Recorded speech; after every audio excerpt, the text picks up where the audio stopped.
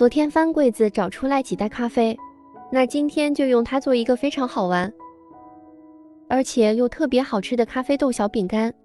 45克软化黄油加25克白糖，用电动打蛋器给它搅拌到体积蓬松发白。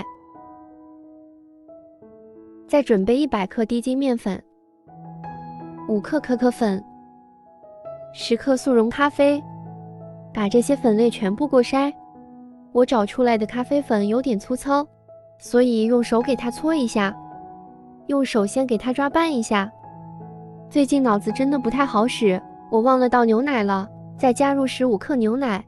如果觉得特别的干，可以适量的再加一点点牛奶。面团和光滑之后，给它分成每一个8克左右，搓成小圆球。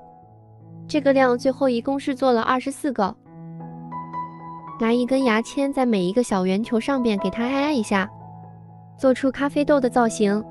烤箱上下火170度提前预热，放在中层烤15到20分钟。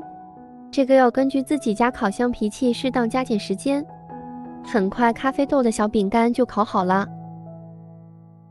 每一个看着都好可爱呀。掰开一个看看，它外皮是稍微有一点偏硬的，但是里边是很酥的。用手轻轻的一捻，里边全是渣渣。我吃了一块，它有浓浓的咖啡味，吃起来甜中带苦，真的是很香。有时间你们也试试吧。